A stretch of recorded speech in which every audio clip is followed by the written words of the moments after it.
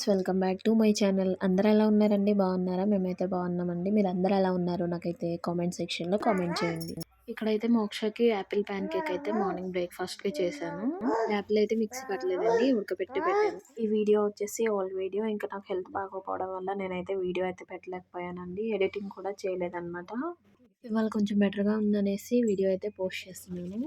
Half touch అయితే తీసుకొచ్చారనమాట. 2:35 అయిందంటే దానికి ఫ్రీ వచ్చింది. ఇంకా వాషింగ్ మిషన్లో అయితే బంతలు దుప్పట్లు అన్నీ వేసేసి వాటర్ అయితే పట్టేస్తున్నాను. రీసెంట్గానే ఉతికాను కానీ మళ్ళీ మంత్ వచ్చిందని పట్టుకున్నానని మళ్ళీ అయితే వేసేస్తున్నాను. ఆకలి అనిపించట్లేదు, ఏం లేదు. మంత్లీ పీరియడ్స్ అయితే రావట్లేదండి. ఏంటా అని చెక్ చేయించుకుంటే నీటి బొడుకులు ఉన్నాయని చెప్పారనమాట. అప్పటి నుంచి హెల్త్ అయితే అస్సలు బాగోట్లేదండి. ఇంకా టాబ్లెట్స్ అయితే వాడుతున్నాను. ఇంక ఇక్కడైతే మోక్షకైతే ఎగ్ అయితే ఉడకబెడుతున్నాను.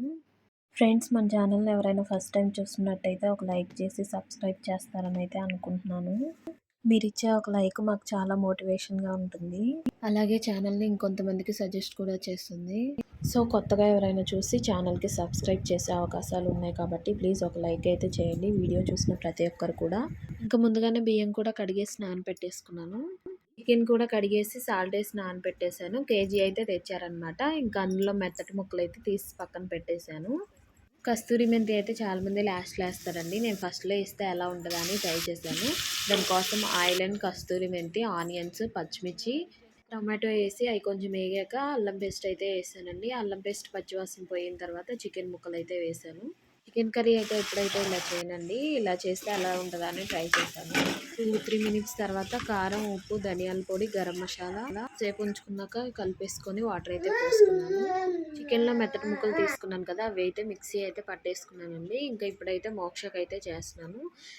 ఈ చికెన్ పేస్ట్ అయితే కొంచెం వేసానండి, మొత్తం అయితే వేయలేదు. ఇంకొక ప్యాన్ తీసుకొని ఆయిల్ వేసుకొని ఆనియన్స్ కొంచెం వేగిన తర్వాత అల్లం వేసి అల్లం పచ్చివాసన పోయిన తర్వాత చికెన్ అయితే వేసాను. చికెన్ వేగిన తర్వాత కొంచెం ఉప్పు, కారం, పసుపు, లైట్గా గరం మసాలా, చికెన్ మసాలా వేసి సిమ్లో వేగనిచ్చాను.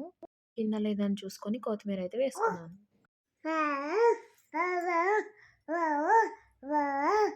ఇక్కడైతే చికెన్ డంప్లింగ్స్ కర్రీ అయితే చేస్తున్నాను. ఇంకా రైస్లో చపాతీలో కూడా తినొచ్చు.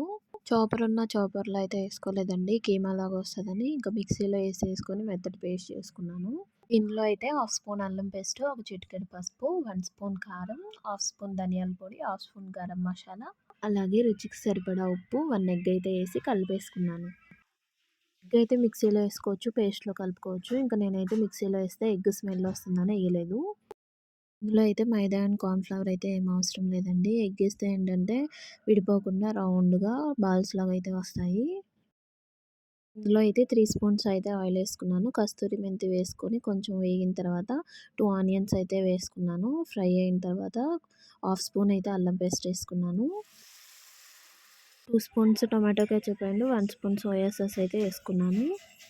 చిటికెడు పసుపు, 1/2 స్పూన్ కారం, 1/2 స్పూన్ గరం మసాలా, 1/2 స్పూన్ ధనియాల పొడి, రుచికి సరిపడా సాల్ట్ వేసుకొని అంతా కలిపేసుకున్నాను.